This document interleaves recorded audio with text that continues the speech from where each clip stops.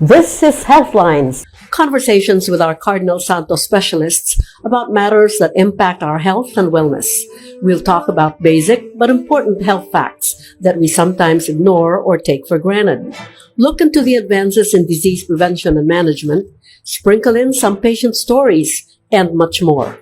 Only on HEALTHlines on CSMN, your Cardinal Santos News Network.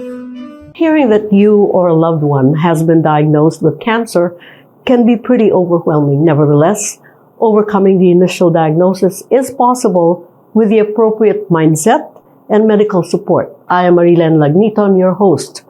Here to deepen our understanding about the dreaded disease is the chairman of the Cardinal Santos Medical Center's Cancer Center, Dr. Maria Luisa Tiambeng. Dr. Tiambeng, thank you for joining us on HEALTHlines. Thank you for having me. Anytime. This is something that's very interesting, not only to me, but to a lot of people out there. You know, when we think cancer, we say, oh, cancer. Sige, malapit na mamatay, or, I have so little to live. I have my grandkids to think of. I really want to know, what exactly is cancer, Doctora? So, in simple terms, cancer is really the presence of a growth that grows continually and uncontrollably to a point that it invades other organs, as well as what we call metastasize or spread to other organs. And that's why it becomes life-threatening, because you cannot control the growth. It just keeps on growing and keeps on spreading. That's why it is feared or dreaded disease. Kasi nga, it can actually lead to death if it's not controlled. So you're saying that it grows and it continues to grow. Do you feel that? I mean, is there a sign that tells you that there's something growing inside of you? Definitely. From long ago, our mentors have given us this mnemonic on the most common warning signs of cancer that the population, the general population, should be aware of. No? So sa aming mga lay fora, ito'y lagi namin sinasabi. The mnemonic is caution us. Okay, caution. The C is change. No? Change in bowel or bladder habits. Meaning, may nagbago ba sa galaw ng intestines mo, or yung pag-urinate mo, may changes yung ba from timing, Ah. o mas constipated ka ba ngayon, mas nagda-diarrhea, hirap umihi, ganyan, na hindi ma-explain ng usual infection or anything. So that's change in bowel or bladder habits. A is actually, it's a sore that does not heal. If you have a wound that does not heal, tinreat mo na, dinrest mo na, nag-antibiotic ka na, hindi pa rin mag-heal. So that's also worrisome. And then Doctora, paano kung colds that does not heal? Is that part of that? Well, yes, you can consider that. Yung what you regularly say, sipon lang to, pero months ka na palang sinisipon, meron ng ibang associated symptoms, then that certainly has to be looked at. Okay? U is for unexplained anemia. Sabay, when people say, maputla ka ngayon, anemic ka. Yeah, common yan sa mga Pinoy. Anemic ka. Siguro kasi kulang ako sa tulog. Yeah, that's what people would usually say. Yeah. Kasi wala akong lipstick. Okay, yon. So, but if you notice that it's really an unusual, that has to be looked at. What is the source of the anemia? No? Not just really change in color or iron deficiency or nutrition. Baka there's something deeper. No? So, for T is thickening. Any thickening or lump, thickening in the breast, thickening in any other part of your body that you can palpate, that is something that needs to be looked at or investigated further. I is indigestion. No? So, commonly, yung Pinoy, ang hilig kumain, ang hilig eat all you can, buffet, etc. So, but if you have indigestion outside of the usual na hindi ka naman masyadong kumakain, pero parang konting kain lang, you cannot digest your food, you feel bloated, or you cannot, you feel that you're not able to digest well, you have epigastric pain, feeling mo hyperacidic ka palagi, yun. So, that needs to be looked at. We're not saying it's cancer right away, but it needs to be investigated. Ano yung doktora? Yung burp ng burp? Halimbawa? Burp ng burp, or lagi masakit ang tiyan, hyperacidic, acidity, ganyan.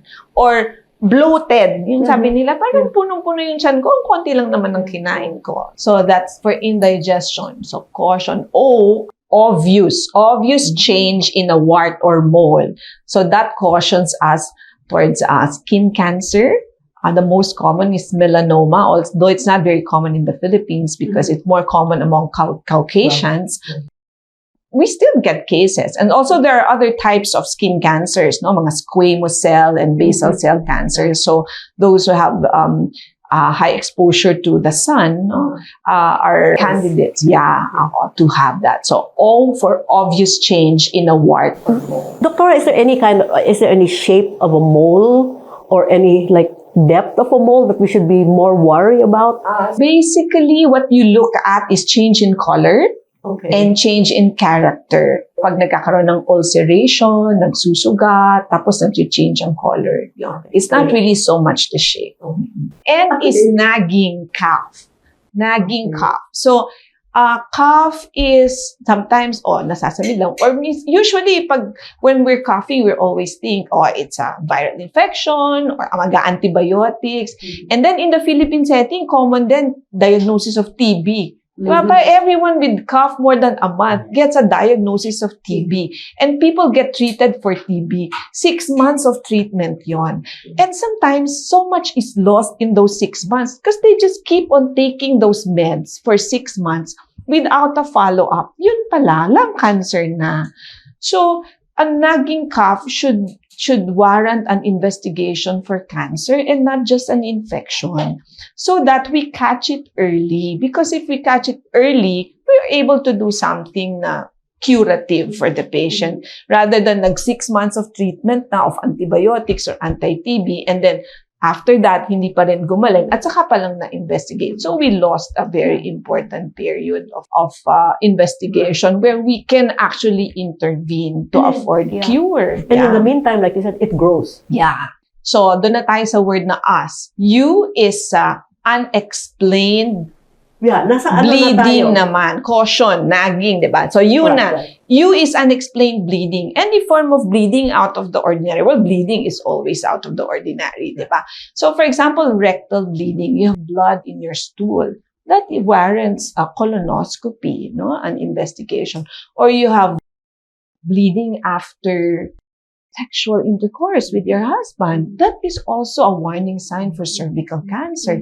Bleeding in the nose, that's a warning sign for NPCA or nasopharyngeal cancer. So any form of bleeding that is recurrent, na palaging just happens, and it's not something that you bleed once and then no more, then maybe it's nothing serious. Pero if it's recurrent again and then daily, or it gets worse by the day, then that certainly means that's very interesting, Doctora, because there are people would bleed. And of course, somebody outside of that situation, I would get very, very cautious.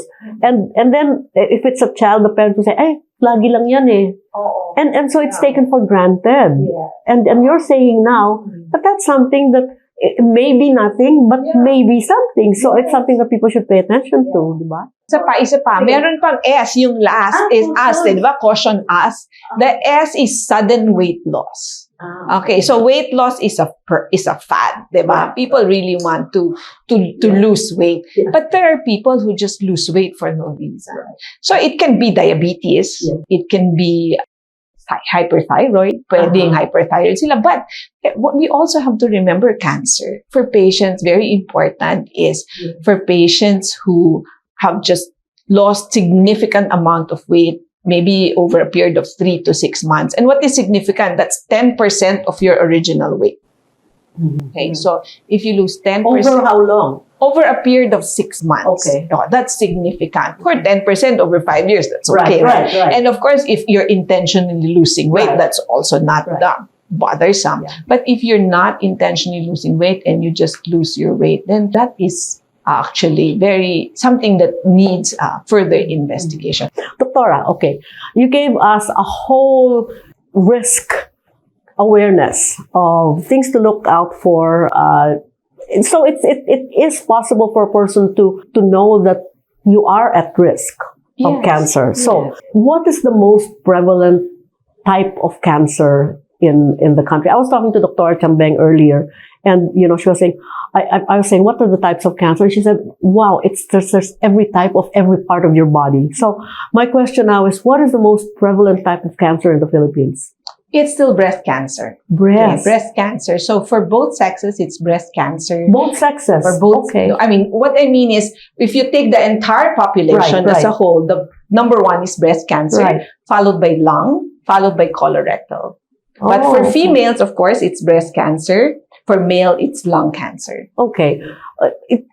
Is there any data that says that women are more at risk of cancer versus men?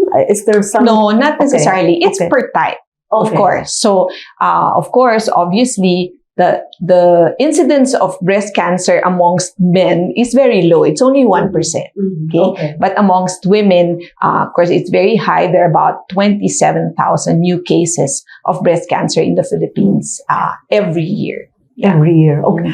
Are there certain types of cancers that are preventable? And then on the other hand, are there certain forms of cancer that are actually curable? Yes, definitely. Okay, so preventable? Okay, so preventable, for example, cervical cancer is preventable by getting that HPV or human papillomavirus vaccine. Available here? It's available in the country from long ago.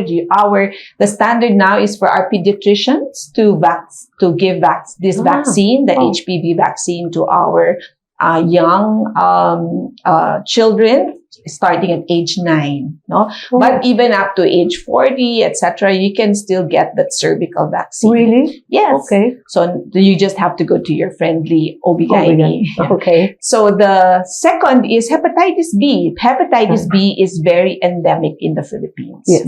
In fact, liver cancer is top 2 or top 3 amongst men. Because of drinking? Because of hepatitis B.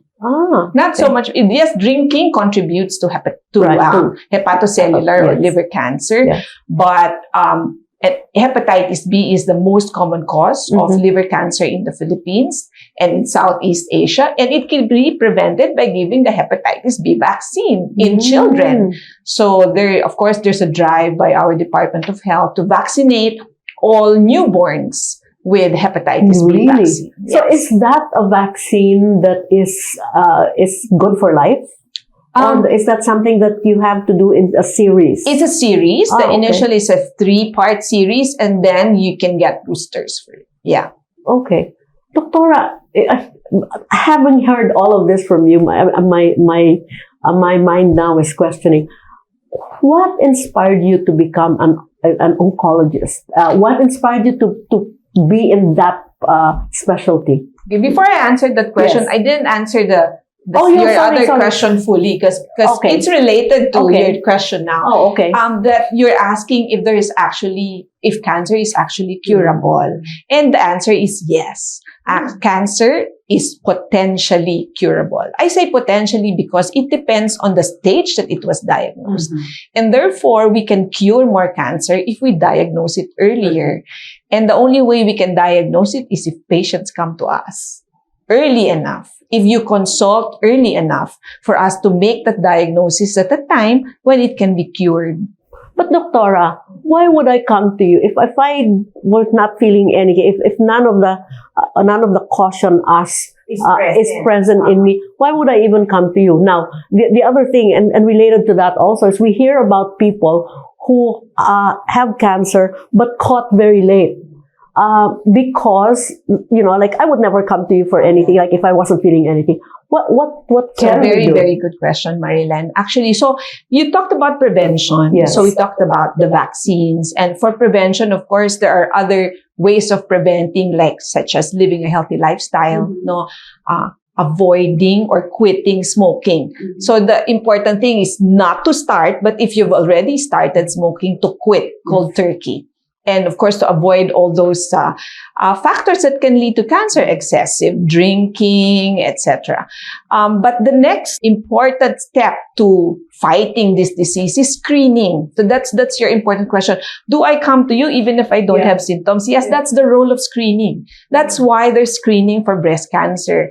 Every October, we hold a lay fora telling people, inviting people to come for their annual mammography, breast self-examination, and of course, examination by a healthcare physician. There are other cancers that can be screened, meaning you diagnose it at such an early stage that you may not even need chemotherapy or radiation therapy. Simply taking it out will already cure it, no?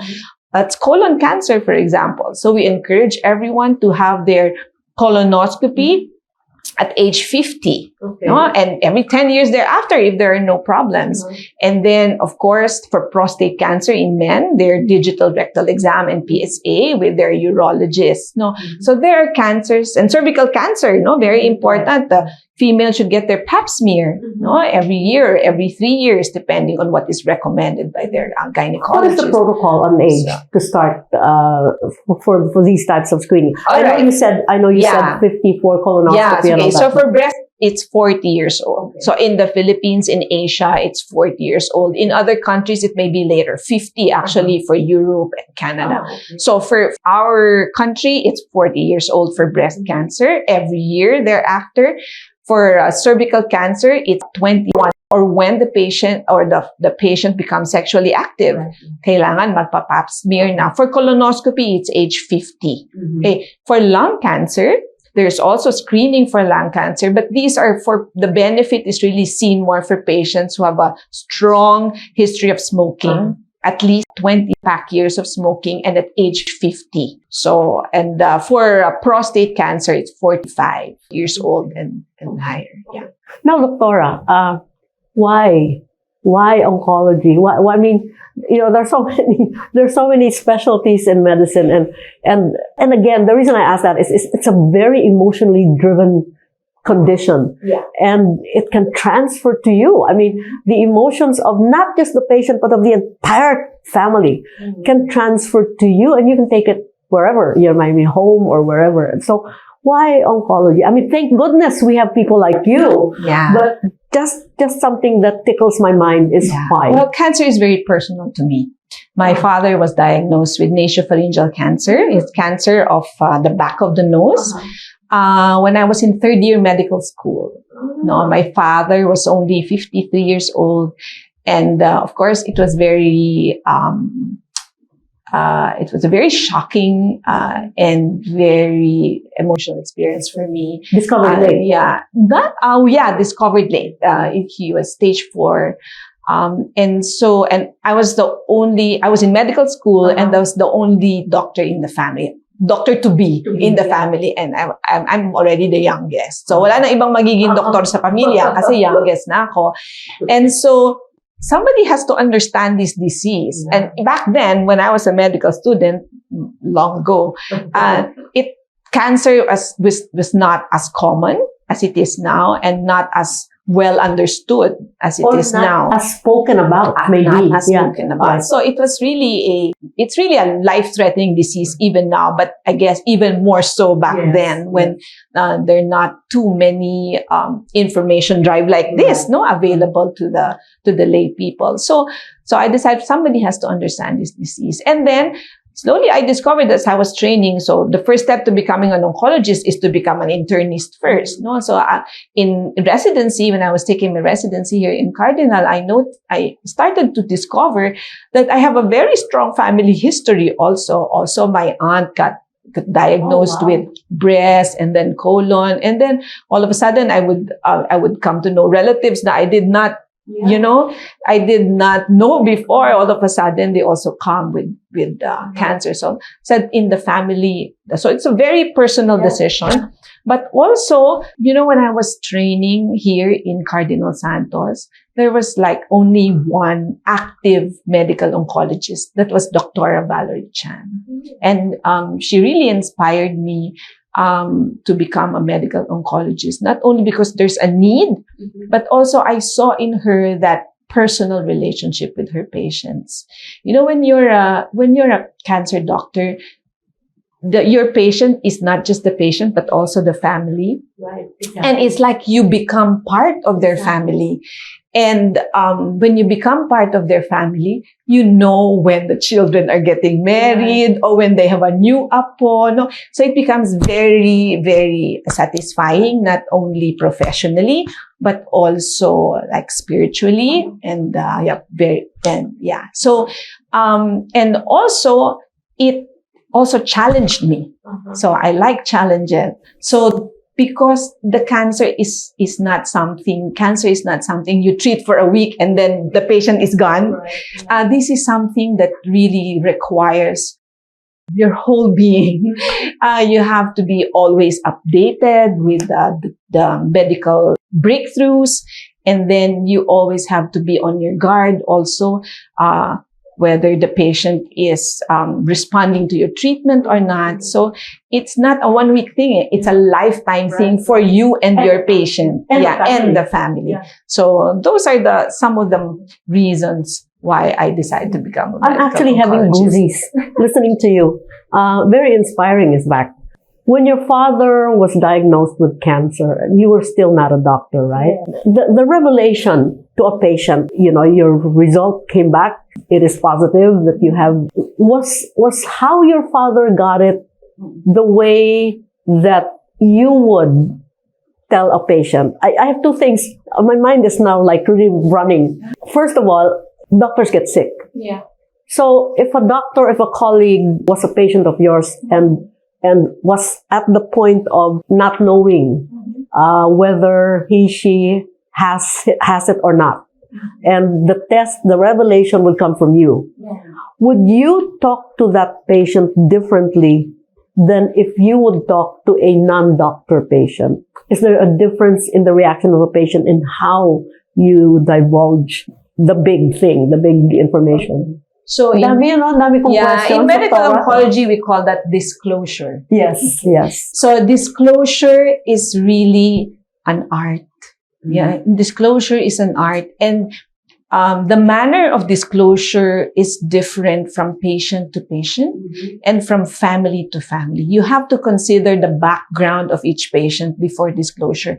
Let's go first to your question about disclosing to a colleague or disclosing to a doctor. It's quite easy because they're doctors. Okay. So it's easier to disclose to a doctor because most of them already have an idea, and it's easier to explain the diagnosis medically. Okay. It's a different story when it comes to treatment and whether the doctor will agree to your treatment or Of course, it's a little more difficult. It's a little more difficult because, of course, doctors have their own opinion of what is good for them. Sure. But based on my experience, my doctor patients usually take off their coats when they come to me and surrender to whatever we recommend. I mean, care to us completely, taking off their doctor hats and just putting on their patient hat. So it's not been it's not been an issue for me having doctor patients. I have very good doctor patients. Great, and you are a very good doctor. So for the lay people who are patients, it depends. No, when it comes to diagnosis, there is a certain culture, particularly for our Chinese patients, if I may say. Most of them are very protective, especially of their ama and their angkong. They would like sometimes to talk to us first before we talk to the patient, telling us, please don't tell them the full diagnosis, or please don't tell them the stage, because we don't want them to get depressed, things like that. It really depends on each family and each patient. Most of the time, I tell my patients, patient already knows before you even tell them, because it's their own body. That's number one. If we lie to them, they will, and they find out, they will get mad at us, and we will lose their trust. So it's always best to explain to them. And we don't really even know if they will get depressed. For all you know, they have what it takes to fight. And we have to give them the benefit of knowing their diagnosis so they can prepare. It is also their right. It's their right. And it's the most, for me, it is a gift to the cancer patient that he is able to prepare for the eventuality if it will ever happen. Yeah.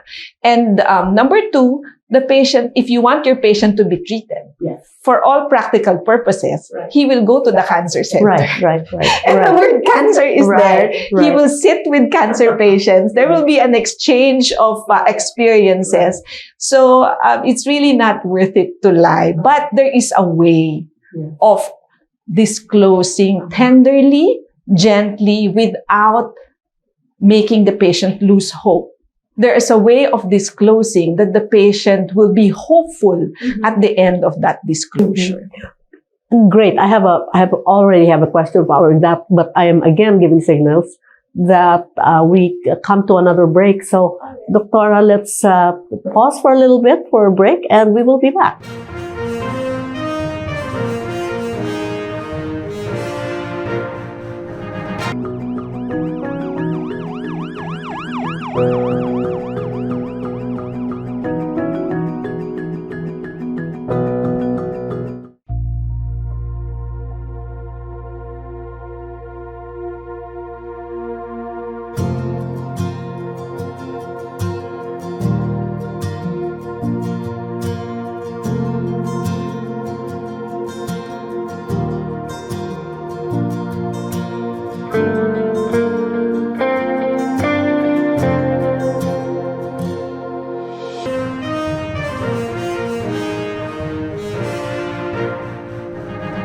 Back with you on HEALTHlines. I am Marilen Lagniton, and today we are with Dr. Maria Luisa Tiambeng.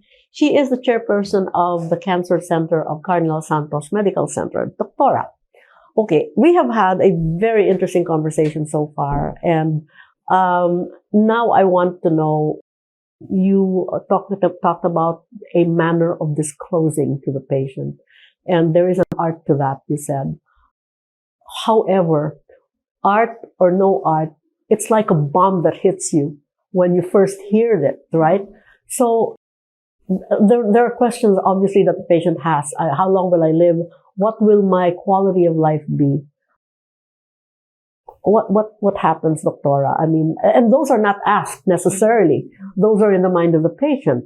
And because it's not asked many times, that conversation with the patient is not taken so far as, quality of life and all. So the patient walks out of the clinic of the doctor wondering and feeling totally depressed, right? So tell me, Doctora, what can a patient hope for? You said there is hope, right? What can a patient hope for so that even if it's not told to them at the moment, then this hopefully will inspire patients or would-be patients to know that there truly is hope coming from an oncologist, a great oncologist. Okay, I think the most important to a patient is their treatment available. Okay. I think that's the most important thing. As long as there's treatment available, there is hope for them. When you start saying, I have run out of treatment, that's when the hope starts to fade. Yeah. And yet, of course, we still try to tell them that even if there's no more medicine available because you've used everything, there's still something we can do for you. So that's important, that there is always something we can do for a patient, whether medically, spiritually, emotionally. So, but going back to your question, we always discuss in a patient, not just the treatment schedule, the side effect, prognosis. So that's always part of the initial discussion of a cancer diagnosis to a patient. So when we discuss treatment, for example, kasama dun yung what is the chance that I will respond to the treatment, and how long will the treatment be effective, and how long will I live because of this treatment. And yung options of treatment. Yes, the options. There are different options of treatment, so these are discussed. Right. And then side effect is discussed. Of course, it's the most feared by patients. When I undergo chemotherapy, will I keep on vomiting? Will I be functional? Can I still go to work? So those things we discuss with the patient. We tell them, you know what? Yes, there are side effects. We will not deny there are side effects. But these side effects are manageable and they are reversible. Meaning they will be there for a time being, but there are medicines to control them. There are even medicines to prevent them. And should they come, we will treat them. We will support you with treatment so that it is not as difficult as you anticipate it to be. No? What else? So quality of life. Quality of life is at the top of our priority. So if we see that a patient is compromised already in terms of quality of life to begin with, so meaning they're weak, they can hardly walk. So we cater our treatment according to what they can tolerate as well. But if a patient is up and about, young, early stage breast cancer, we know that it is a curable disease, then we give the best treatment and then we just address the symptoms. So there are different approaches to different diseases, to different patients, but we make sure that we maintain their quality of life throughout the treatment. I just have one more question. Doctora, have you had a patient that was so difficult, a patient and a family that was so difficult that you had to really take the time? I want to know about a story of a patient and how that was managed. How, despite all of the negativity that immediately surrounded the patient and the family, that, you know, the patient actually left your clinic with hope. Okay, I can think of one. For this patient, she's a breast cancer patient at the time, about 15 years ago. She has stage 4 breast cancer with liver metastasis. And we were running a clinical trial on a new drug for breast cancer. So she was referred to me. Her son is a nurse, became a nurse in Cardinal. So she was referred to me. And so I was inviting her, encouraging her to join the clinical trial. So I told her, see, this is perfect for you because we have a good drug that can potentially prolong your life, not cure because you're stage 4 and you have liver metastasis. The cancer has spread to the liver. But it's a good drug and you don't have to worry about cost. No?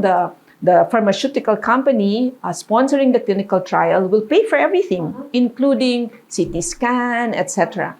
But she didn't want to. So she was crying. I don't want to because I don't want to have the side effects of the cancer.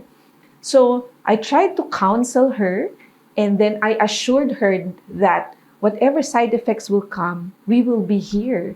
And we have a full staff of research assistants who will monitor you so that whatever side effects you have, we will be able to readily address.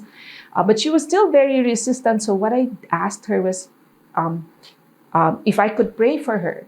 So I prayed for her. And after that prayer, she said, I think I want to join. Oh, wow. So she joined the clinical trial. She responded beautifully to the drugs that we gave her. And you know what? It's been 15 years. She's still alive. Oh my goodness. The cancer is gone completely. The liver has melted. It's now cystic in the latest ultrasound. And although the clinical trial was completed 5 years later after her initial enrollment, the pharmaceutical company, as part of their CSR, their corporate social responsibility, continues to support her treatment.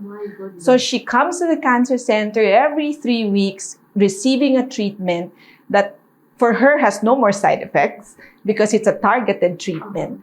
And she's still alive. She's seen her children graduate from school. She's seen her apos, and she's enjoying her life. I need to stop at that point because I am very, very touched and very inspired, and I hope that people out there are too. So I want to thank you, huge thank you, Dr. Abesamis-Tiambeng, for giving us huge learnings in this episode of HEALTHlines. Thank you to all of you who stayed with us in this conversation with Dr. Abesamis-Tiambeng. She is the chairperson of the Cancer Center of Cardinal Santos Medical Center. If you have any questions regarding our topics today, the numbers are on your screen. Please do not hesitate to text or call. This has been HEALTHlines on CSNN, your Cardinal Santos News Network. Join us again next time as we break tomorrow's health headlines today.